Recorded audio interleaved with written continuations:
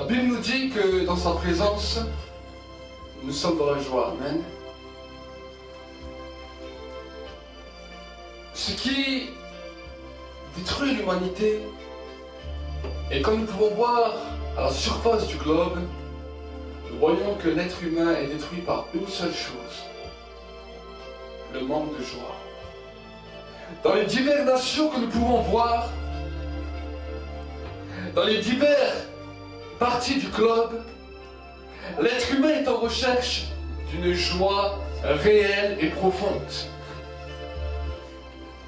Malgré la technologie, la civilisation, nous pouvons voir que l'homme n'est pas satisfait et que l'homme est en manque de joie. Amen. Mais la Bible nous dit quelque chose.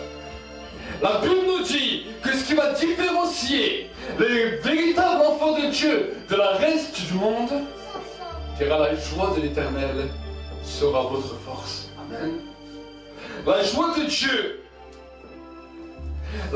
Dieu va être notre force dans tous les moments de nos vies. Amen. La Bible nous dira que quand nous entrons en sa présence, nous ne pouvons pas sortir de la même manière.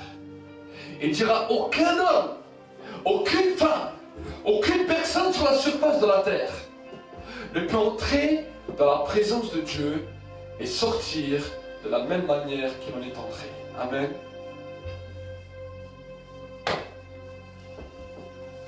Les patriarches de la foi. Nous allons lire ensemble dans nos Bibles, dans le livre de Hébreux 11, ce que la Bible nous dit.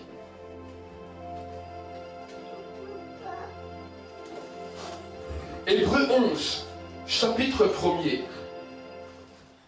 La Bible nous dit, or la foi, c'est l'assurance des choses qu'on espère, la démonstration de celles qu'on ne voit pas. C'est à cause d'elle que les anciens ont reçu un bon témoignage. C'est par la foi que nous comprenons que le monde a été formé par la parole de Dieu, de sorte que ce qu'on voit ne provient pas de ce qui est visible. Amen. Dans le verset 6, il nous est dit, or sans la foi, il est impossible de lui plaire. Celui qui s'approche de Dieu doit croire qu'il existe et qu'il est le rémunérateur de ceux qui le cherchent. Amen. La Bible nous dit que sans la foi, il nous est impossible de plaire à Dieu. Amen. Et quand nous commençons à regarder, à scruter l'horizon, à scruter l'humanité, nous voyons que cette foi, chaque être humain l'a en lui. Parce que la Bible me dira dans le livre d'Ecclésiaste que Dieu a mis une part de sa grâce dans chacun des êtres humains. C'est pour cela que l'homme a la question de l'éternité. Chaque être humain sur la surface de la terre se pose cette question: que se passera-t-il le jour où je quitte cette terre? Quelle sera ma destinée? Un grand point d'interrogation qui commence à hanter l'homme. Et ce point d'interrogation, tant qu'il n'a pas de réponse, l'homme n'a pas de paix et l'homme n'a pas de joie. Toutes les joies que le monde offre sont éphémères.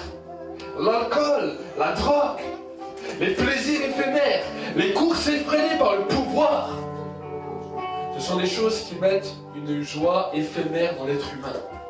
Et là où nous voyons que cette joie est éphémère, c'est que l'homme est en recherche de toujours autre chose, de toujours des nouveautés, de toujours quelque chose de nouveau et de toujours quelque chose de plus. Amen.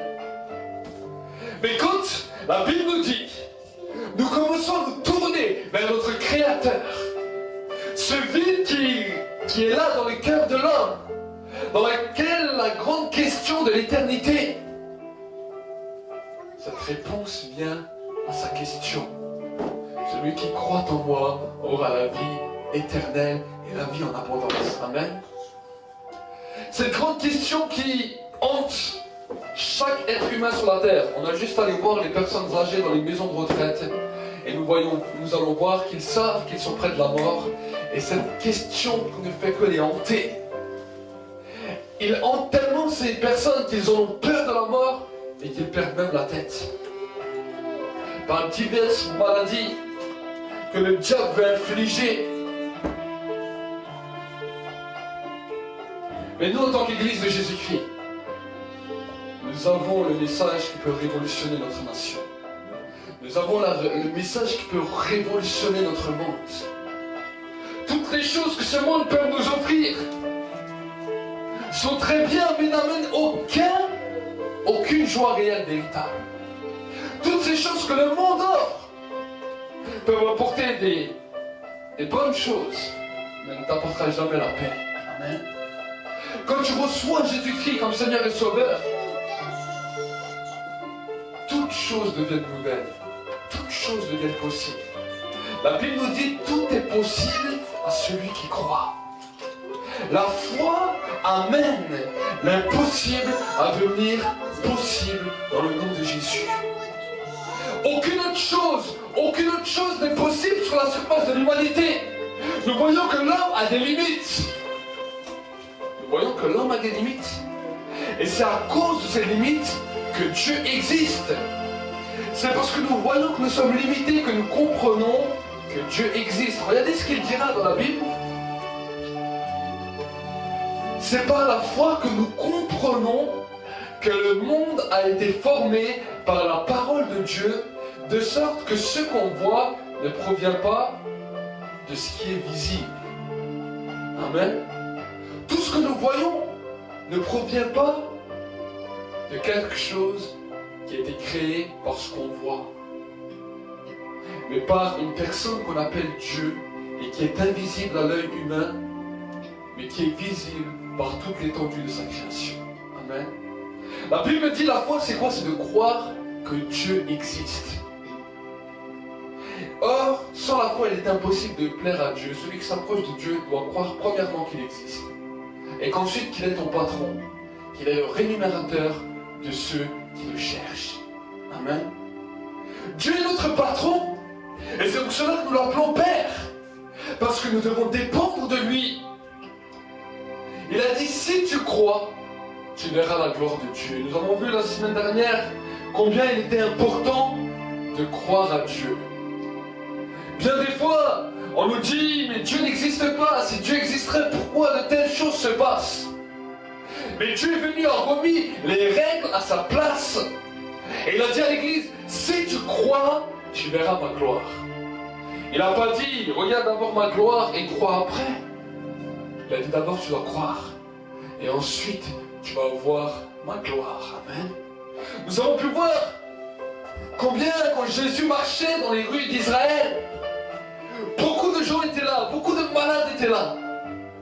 Mais pourtant, la Bible nous montre que certains ont retenu son attention et que d'autres, ils ne les voyaient pas.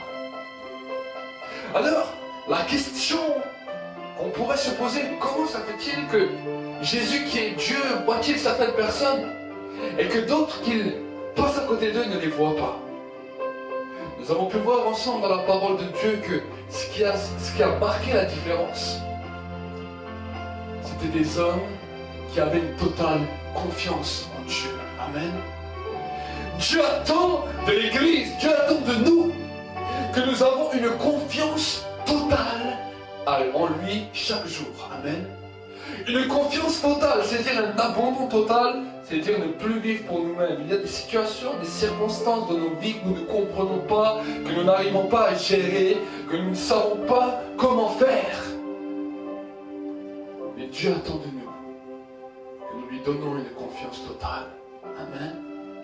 Et quand tu commences à lui donner ta confiance totale, il y a un lien fort qui se crée. Et ce lien fort qui se crée, c'est le lien de l'amour. Amen. Ça, c'est important que nous devons savoir. Parce que la pensée humaine vient nous faire croire que d'abord, une personne doit faire ses preuves avant que nous lui donnions notre confiance. Nous n'avons pas confiance aux gens. Pourquoi? Parce qu'on nous a enseigné que tant qu'une personne n'a pas fait ses preuves, nous ne pouvons pas lui faire confiance. Mais voilà que Dieu vient ébranler notre logique et vient dire, moi je n'attends pas que d'abord tu vois ce que je fais, je te demande de me faire confiance. Crois seulement, nous dira Jésus, et tu verras ma gloire. Amen. Jésus attend de nous que nous croyons. Et quand nous croyons, quand nous mettons notre foi en action, quand nous mettons notre confiance en lui, il y a quelque chose de spécial et de particulier qui se passe. Jésus, dans le ciel, commence à nous voir. Amen. Et quand Jésus nous voit, quelque chose de particulier se produit. Quand Jésus commence à nous voir, toutes les prières que nous lui disons nous sont exaucées. Beaucoup de croyants que j'ai pu voir ont souffert d'un manque de réponse à leurs prières de la part de Dieu. Parce qu'ils priaient et ils ne voyaient plus leur réponse. Parce que la Bible nous dit, sans la foi, il est impossible de plaire à Dieu. Beaucoup d'hommes et de femmes dans le monde pratiquent des religions et prient, font des grandes choses. Ils ne voient pas l'exaucement de leurs prières parce qu'ils n'ont pas la confiance totale à Dieu. Amen. Mais nous qui sommes chrétiens, nous qui sommes disciples de Jésus-Christ, il nous attend une chose, de nous donner notre confiance à lui. Amen. C'est ce que nous avons fait la première fois où nous avons donné notre vie à Jésus. C'est pour pouvoir lui faire confiance, lui remettre toute notre vie, savoir qu'il y a quelqu'un qui prend soin de nous, savoir qu'il y a quelqu'un qui est à côté de moi, qui me prend par la main et qui gère toutes mes affaires. C'est ce que nous avons décidé le jour où nous avons accepté Jésus comme Seigneur et Sauveur. Et ce qu'il voudrait continuer, c'est que chaque jour, nous puissions lui donner notre confiance. Il y a des jours où ça ne sera pas facile. Des jours où nous nous levons et nous savons que nous n'avons pas une réelle confiance à Dieu. Même certaines prières que nous faisons, que nous n'avons pas réellement confiance, et il y a des pensées qui nous viennent. Si ça ne marche pas, il faut que je trouve un plan B et un plan C. Si Dieu ne me répond pas, il faut que je trouve quelque chose pour me sortir de cette situation. Mais ce que Dieu dit, ne regarde pas au lendemain. Le lendemain s'inquiétera pour lui-même. Toi, viens, suis-moi, aie confiance en moi. Beaucoup d'hommes dans la Bible ont pu expérimenter cette confiance. Abraham, un homme qui Dieu lui a dit, tu vas laisser tout.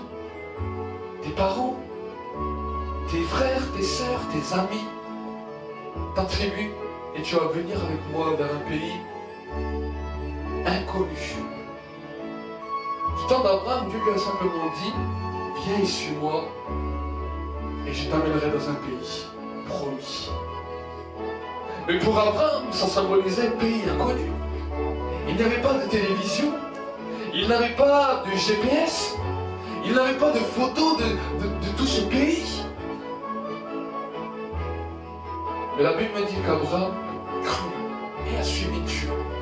Et sa confiance en Dieu a permis que non seulement Dieu le rend juste, malgré toutes les erreurs qu'il a pu faire, mais que Dieu l'a appelé le Père de la foi. Parce qu'il a été le premier à croire à ce que Dieu lui a dit sans rien avoir vu. Amen. Et nous pouvons voir que l'héritage de cette foi a été perpétué jusqu'à aujourd'hui. Parce que le pays que Dieu a dit qu'il donnerait, aujourd'hui il l'a. Ses descendants bénéficient de ce pays, ce qu'on appelle Israël. C'est une promesse que Dieu a fait à un homme. Dieu veut aussi faire des promesses dans ta vie. Dieu veut faire des promesses à chacun des êtres humains sur la terre. Mais ce qu'il attend de nous pour que ces promesses puissent s'accomplir, c'est une confiance totale. Dire Seigneur, peut-être qu'aujourd'hui je ne comprends pas. Seigneur, aujourd'hui je ne sais pas, je ne comprends pas. Mais je veux essayer de te faire confiance. Et s'il y a ce cœur qui commence à bloquer pour la confiance, on dit Seigneur, tu vois, mon cœur bloque. Saint-Esprit, mon cœur bloque. Mais j'accepte. Aide-moi à te faire confiance. La Bible nous dit le Saint-Esprit vient nous aider dans nos faiblesses. Il y a des moments où l'être humain est faible. Et l'apôtre Paul l'a compris. Et c'est pour ça que moi il a dit, c'est là que je suis faible, c'est alors que je suis fort. Je puis tout par celui qui me fortifie. Dieu veut te fortifier. dans ta situation, dans ton problème, dans ton mal-être intérieur. Dieu veut venir te donner la joie. Dieu veut venir te donner la paix. Et Dieu veut une confiance totale.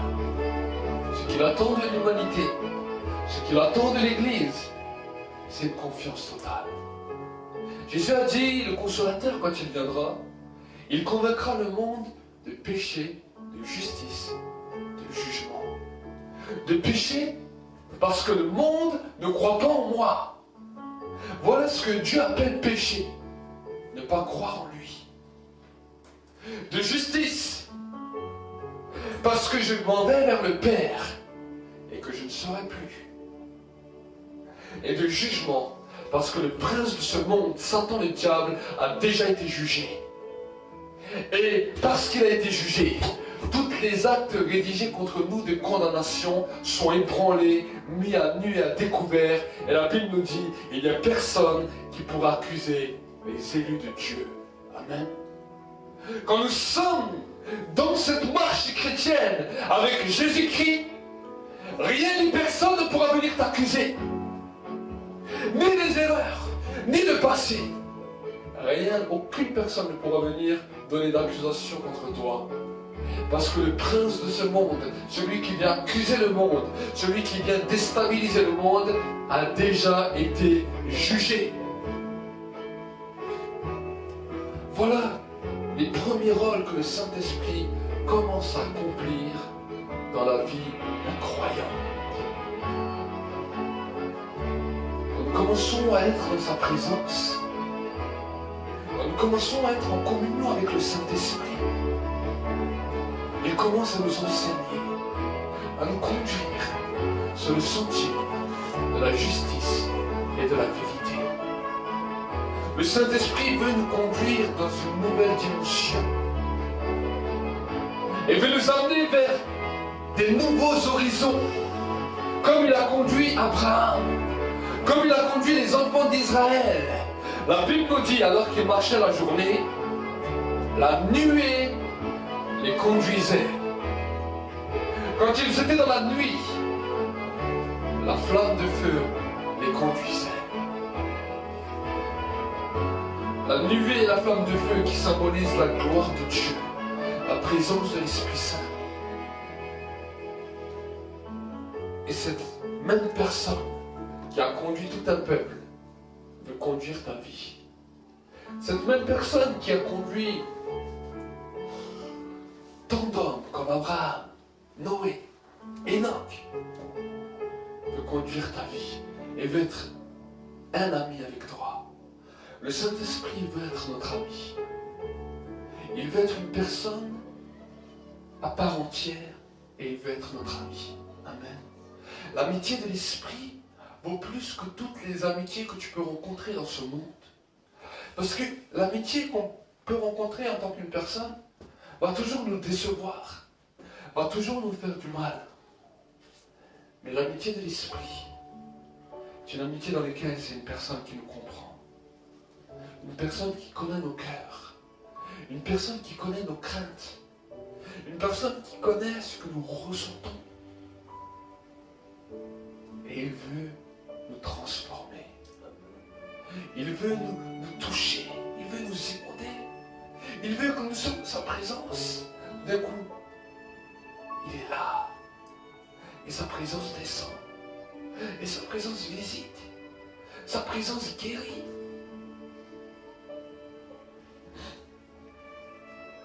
Quand il est là, tout devient possible. Les miracles deviennent possibles. Les libérations deviennent possibles. Les guérisons deviennent possibles. Là où peut-être tu as souffert, là où peut-être tu étais découragé, le Saint-Esprit est là pour te transformer. Le Saint-Esprit est là pour visiter. C'est par la foi que, devenu grand, Moïse refusa d'être appelé fils de la fille du Pharaon, aimant mieux être maltraité avec le peuple de Dieu et d'avoir la jouissance que d'avoir la jouissance éphémère du péché, il estimait en effet que l'opprobre du Christ était une grande richesse, que les trésors de l'Égypte, et il regardait plus loin vers la récompense. Amen. Dieu veut que nous puissions voir plus loin. Il veut que tu puisses voir la récompense du ciel. La récompense du royaume du ciel. La récompense qui transformera ta vie pour l'éternité. Et nous voulons vraiment bénir Dieu. Et nous allons prier Dieu ensemble pour que nous puissions saisir cette dimension.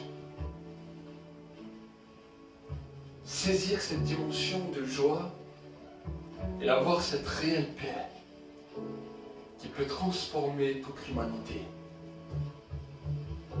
Cette paix qui peut révolutionner un pays. Cette paix qui peut transformer toute l'atmosphère du monde entier. Seigneur, mon Dieu, mon roi, nous te bénissons. Saint-Esprit, je veux réellement bénir ta présence ce matin. Et je veux réellement te glorifier parce que tu es digne de louange, de gloire. Saint-Esprit, je veux réellement te remercier parce que c'est toi qui commences à travailler dans les cœurs, à toucher dans les vies. Et Saint-Esprit, nous voulons te remercier parce que tu es glorieux. Merci que c'est toi qui puisses amener dans les cœurs de l'Église cette dimension de paix, cette dimension de joie, Seigneur. Cette dimension dans laquelle, Seigneur,